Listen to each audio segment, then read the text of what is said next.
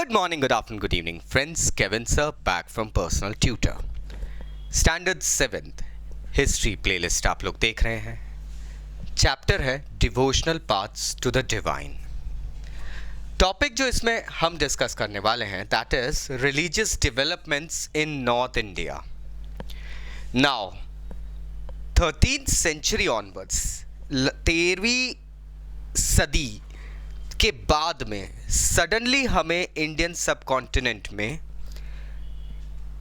एक नई वेव दिखने लगी भक्ति मूवमेंट की. There was a sudden surge of bhakti movement and this surge was because all the previous movements, previous congregations, ये इसलिए ये चेंज आया था क्योंकि प्रीवियस जो पहले के एग्जिस्टिंग ग्रुप्स थे जैसे कि Islamic groups, Brahmanic Hindu tradition वाले, सूफिज्म को मानने वाले, भक्ति मूवमेंट के ही अलग अलग लोग जैसे अलवर्स हैं, नयनर्स हैं, नाथपंथी, सिद्धा, योगी, ये सब लोग आपस में इंटरैक्ट करने लगे थे. तो वैचारिक आदान प्रदान चीज़ों का होने लगा था. Definitely there was a conjunction of knowledge between all learned men. इस बीच में कुछ नए सेंट्स और पोइट्स का इमर्जेंस हमें होते हुए दिखता है. Some of them open heartedly accepted the new changes and spread it. Some of them directly straight forwardly rejected it. For example Kabir आए थे, कबीर और गुरु नानक, इन लोगों ने जो रिलीजियस ऑर्थोडॉक्सी चल रही थी इंडिया में, जो Indian subcontinent, we can say that Indian subcontinent was suffering from religious orthodoxy during these times. Kabir और गुरु नानक देव ने इन रिलीजियस ऑर्थोडॉक्सीज को सिरे से नकार दिया था. बात करते हैं तुलसीदास एंड सूरदास जैसे सेंट्स की. इनको हम पोएट सेंट्स कह सकते हैं, संत कवि. They actually believed in the existing beliefs and they propagated it, they promulgated it. इन्होंने spread करी कॉमन मैन के बीच में ये चीज़ें. तुलसीदास की अगर हम बात करें, ardent follower of Lord Rama. Ramcharitmanas इन्होंने जो लिखी थी, ये एक जनरल नॉलेज का क्वेश्चन है.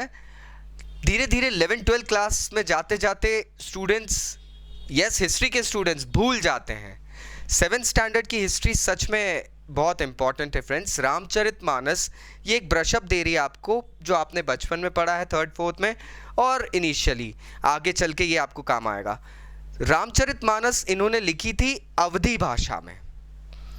अवधी भाषा उस वक्त ईस्टर्न उत्तर प्रदेश की एक पॉपुलर डायलेक्ट के रूप में सबसे ज़्यादा फेमस हो रही थी, मतलब लोग एक्सेप्ट करते थे.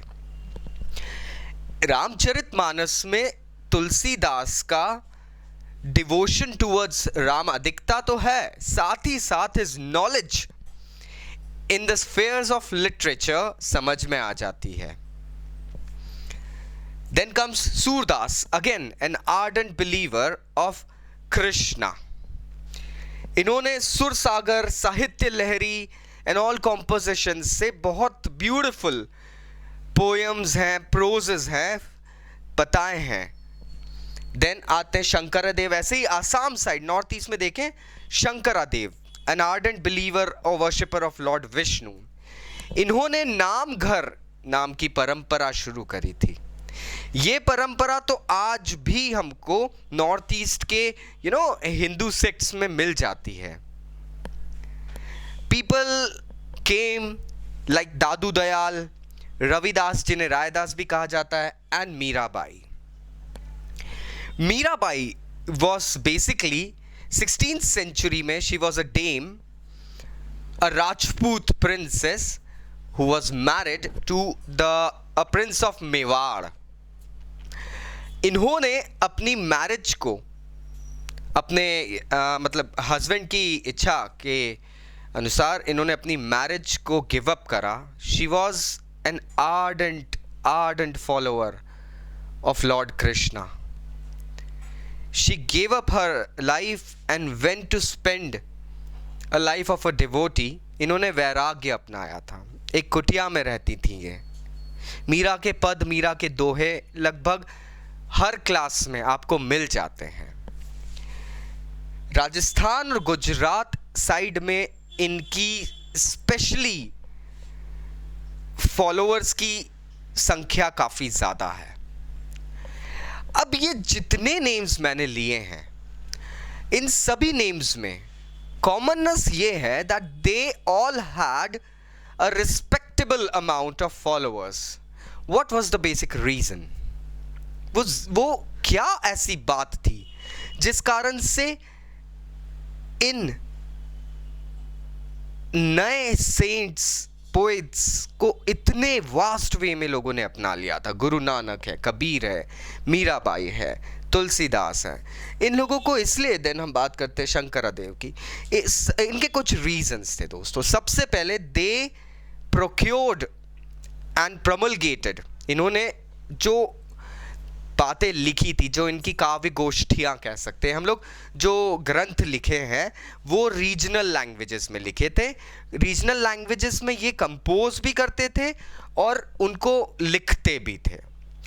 And these compositions could easily B sung by all. इनको भजनों के रूप में आप मंदिरों में और गुरुद्वारों में गा सकते थे।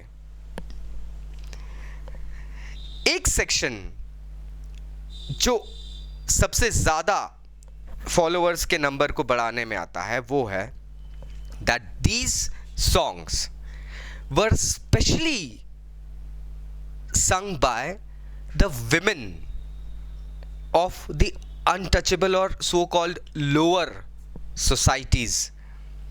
जो lower caste in the societies होती है उसके अंदर जो विमेन होती थी वो इन गानों को ज़्यादा से ज़्यादा गाती रहती थी।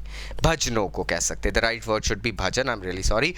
अब ये धीरे धीरे जो प्रमोलगेशन चलता है, जो ट्रेंड चलता है, वो आज तक हमको कहीं ना कहीं मिल जाता है। आज भी हम मंदिरों में जब भजन सुनते हैं हमको कहीं ना कहीं इन नेम्स में से किसी एक नेम का एक भजन, एक दोहा मिल ही जाता है।